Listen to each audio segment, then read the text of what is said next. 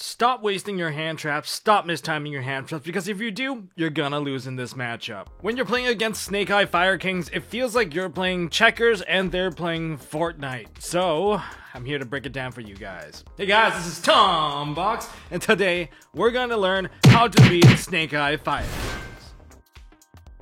Now, to be honest with you, Snake Eye Fire Kings has a lot of similarities to Tier 0 Tearlament, where it is the deck that does maybe 14 things in one turn, and your deck can only do 7. So you feel like you're pressured to play perfectly.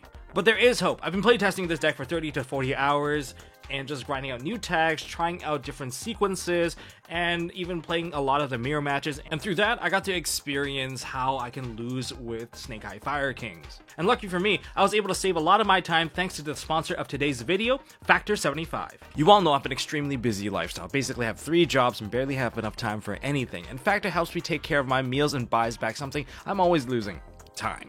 To us card game enthusiasts, Factor is an excellent time saver, as you can have most of your meals planned out for you and you can focus on what matters to you. Whether it be exploring a new combo line or just having a long playtest session, you won't be disrupted with Factor. And they can help you avoid fast food, which can make you feel sluggish. And this year, I promised myself to be in the best shape I can be in. It all starts with eating right. Factor can help prepare nutritious meals to help me meet my daily goals. With tons of meals offered from keto, low-calorie, vegetarian, and vegan, they've got options that can match your lifestyle. Whether you can cook or not, this can be your first step into saving time and eating healthier. Thanks to Factor 75 for sponsoring today's video. Go to the link down in the description or use my code MSTFEB50 and get 50% off your first Factor 75 box and free wellness shots for life. 2 free wellness shots per order with an active subscription. Thanks, Factor.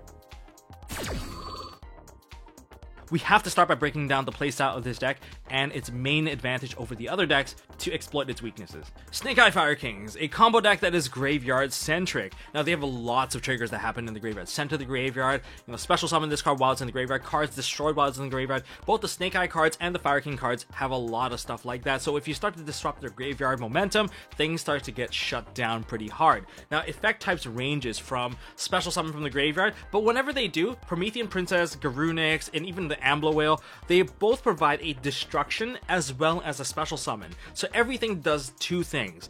The Flamberge pushes your opponent's monster to the back or pushes one of your own to the back, so you can special summon during your own turn. But when it's sent to the graveyard, again, it provides you with 2 additional monsters, 2 level 1s. And those monsters, if it's Ash or Poplar, Oak or Ponix, you're just gaining so much advantage to the point that when the turn does go back to the other side, they have more than enough resources to take you out. And they also have a ton of quick effects coming from Kieran helping them dodge effects, IP Masquerena because they push it to the back and then they summon it during your turn through the effect of the Flamberge Dragon, SP Little Knight to follow up from the IP Masquerena, which almost counts to like 11 to 12 effects.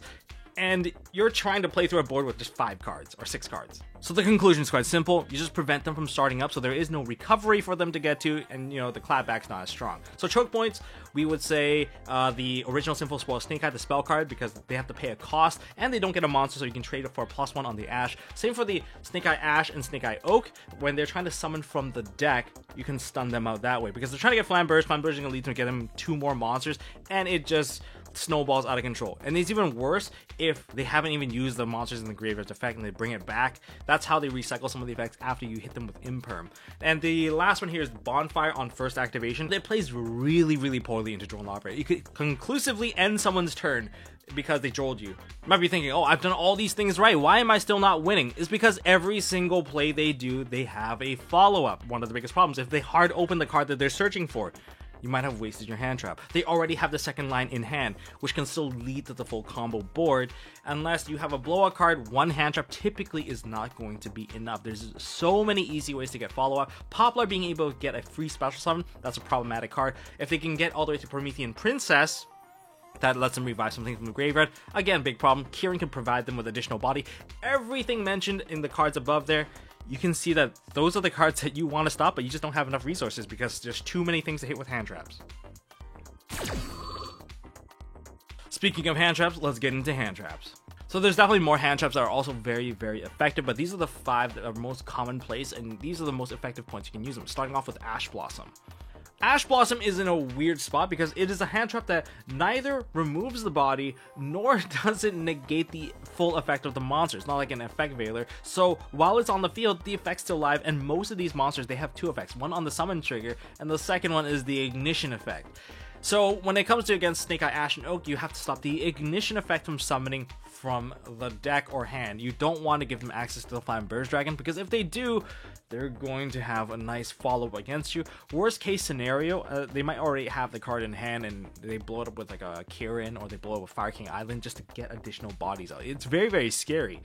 And every single play has its own type of weakness. But the next card you should definitely hit, Original Sinful Small Snake Eye. Always hit this card because it's, first of all, from the Rescue Ace days, it's always a +1 by base. And this card can solo your entire board. If you let the combos go through from the Ash to the Oak, or the Ash into the Poplar into generating more and more bodies into like Promethean Princess, your board is as good as wiped, okay?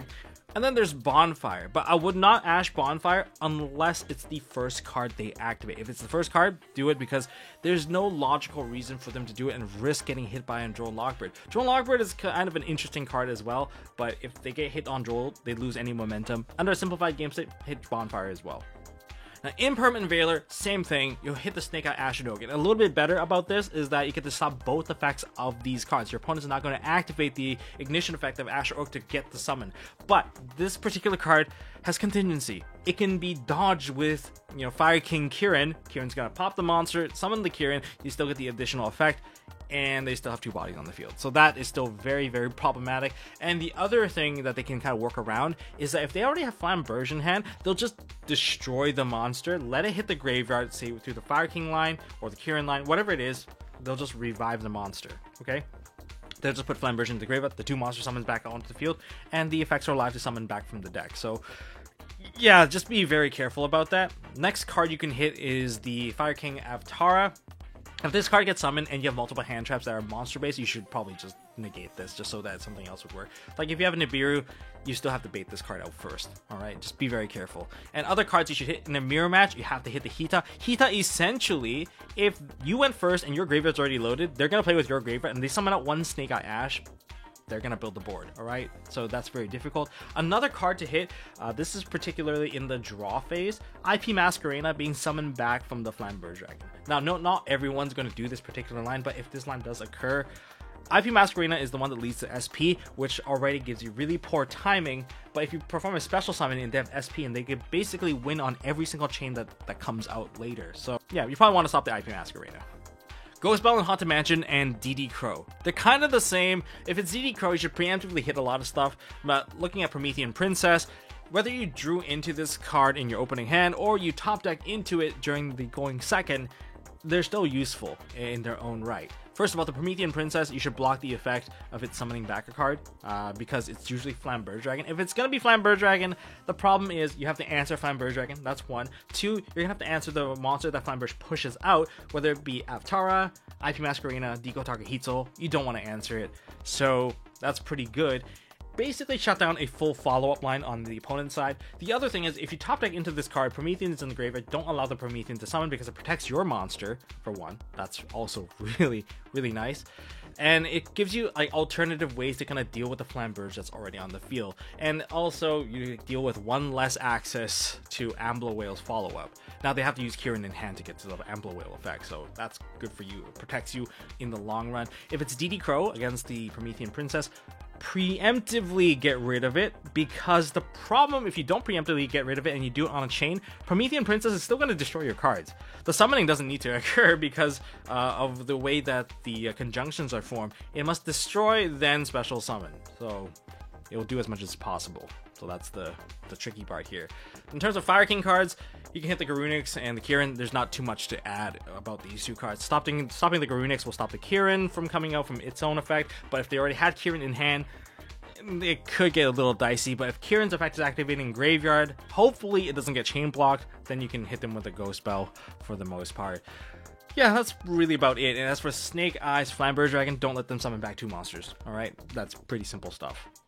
Now, I also know a lot of people main deck Droll and Lockbird in this format. I mean, it's pretty good. There's a lot of other decks that you can also hit, but a majority of people dealing against Fire Kings, you might run into this issue. Now, unless it's Bonfire or Ponix normal summon as first action, it's not really going to be all that successful. I've even made a video on the combo, and every single combo I throw in there always includes like, here's how we eat the Drone Lockbird and just go full combo, and this is kind of the same deal. But if it's Bonfire Ponix, the read's pretty simple. Bonfire, they had no choice, they accept the Droll locks. Ponix, they had no other engine open, and therefore they're really trying to get into the Fire King engine to kick off everything else. That's not going to happen either, so you can basically cut those losses entirely. Next, there's the Snake Eye Poplar and Snake Eye Ash. This does not work without a second hand trap. The combo shows that, hey, all they need to do is get access to that spell card that summons directly from the deck, and Poplar being able to put itself into the back row. That's going to provide them with the free cost, and they're going to be able to generate a lot of advantage. And because Ash is able to send itself plus another card, including the Spell Trap Zone Poplar, to get the Flamberge Dragon, it starts loading up your 2s. Now you can build up your 2s to 3s to 4s. It really just pushes the entire combo through. So Drone Lockbird, kind of good. It's probably best to just shut down your opponent once you've already built up your board. Not very effective by itself. And finally, Nibiru.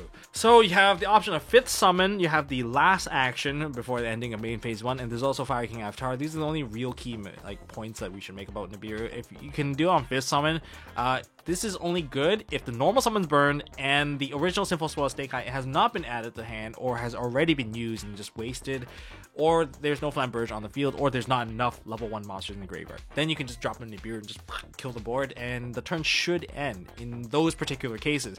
If any of those are not met, you're going to eat a follow-up. So it's very hard to actually time the 5th summon one. And sometimes Fire King Avatar is on the field and they have a negation. So in that case, actually, I don't mind that as much, where you just force them to burn an effect, hopefully not an Imperm, because I guess Imperm kind of works too, because you get to kill the Avatar along the way. You should probably get the negation done, and then force them into playing more cards, and then you drop the Nibiru following the rules above, and it still hurts a lot. Or you can wait till the last action before the ending of main phase 1. This is an ideal scenario. There's usually not a negate on the field. The only thing that will allow them to re-establish their board is that they have Fire King High Avatar Kirin in hand, and that's going to allow them to generate one additional body onto the field. And when they have that and they're able to generate the additional body, everything that's been set up in the graveyard, the Promethean Princess, the Garunix, everything has an option now. So you have to be careful how you remove that Kirin off the field, otherwise you're going to run into a lot of problems. And if your opponent somehow 5th summon goes for Appaloosa and then finishes the Snake Eye line, in other words, they have every single line available, this person's just better than you, and you might as well scoop it up and go into the next game. Now, I'm sure there's going to be more hand traps, but for now, let's go into the text. We'll start off by banishing the graveyard. Number 1, Dimension Shifter. That's kind of a given. You start this card off. There's not a lot of options. If you can generate 2 monsters, they might put in an SP and they try to follow up with an SP, and hopefully they'll survive. There's also different Dimension Ground, D-Fissure, and Macrocosmos. DDG is kind of an interesting one. You should shotgun that card if you're going to be playing against Fire King Snake Eye, because you don't want the Poplar to hit the graveyard to become a spell trap, because that way they can still use the Poplar to pay the cost for the original Sinful Swell Snake Eye and still get the summon and just start launching off into like an OTK, especially if you went first and you have to set that DDG. So just shotgun the card, it's probably going to be better for you. That's why you can play D-Fissure and Macrocosmos. And then there's Soul Release. Yes, you can completely blow out their entire graveyard follow-up by getting rid of Promethean Princess, getting rid of the Fire King Garunix, getting rid of Snake Eye Flamberge Dragon. Linkuriboh is also a really good one, because it's probably going to matter later on when you try to do a targeting effect on one of the level 1s and they just Linkuriboh and get rid of it. Just get rid of all of these monsters or any additional level 1 monster in the graveyard so that Flamberge can't go off. That's probably ideal.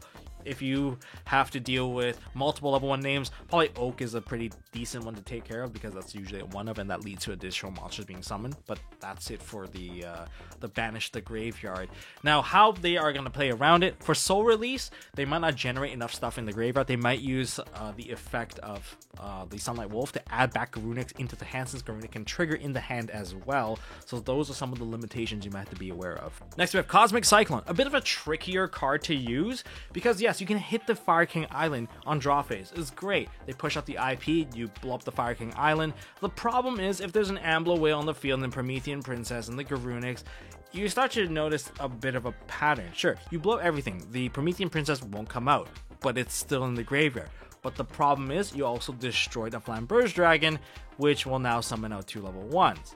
Okay, now the Promethean Princess is live again. The Garunix is also live in the graveyard. They don't have to summon anything. They just have to put up enough stuff on the board. The Amble Whale got destroyed, so the IP Masquerena that got destroyed now gets to summon back, and now there's a full field ready just to turn into an IP Masquerena or an Underworld Goddess of the Closed World. It's pretty problematic if you ask me.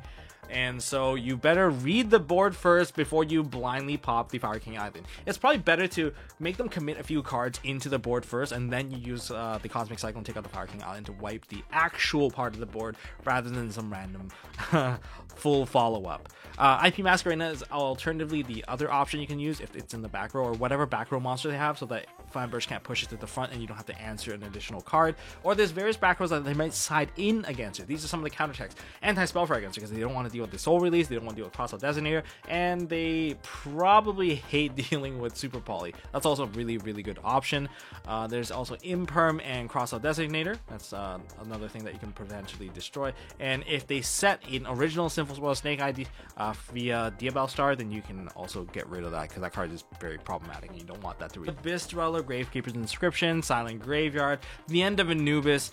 Essentially just take out the graveyard options, negate everything that activates in the graveyard, prevent the activation entirely. Abyss Dweller, 2 level 4s, pretty easy. Gravekeeper, Inscription, and Silent Graveyard, you can probably see this maybe coming from Kashtira players, Wanderees, Vanquish Souls. Any deck that doesn't utilize the graveyard, they can synergize this as part of their strategy because it does not disrupt them, or rather there's a lack thereof anti-synergy. And then the end of Anubis, for a Branded Chimera player, this is like a must play.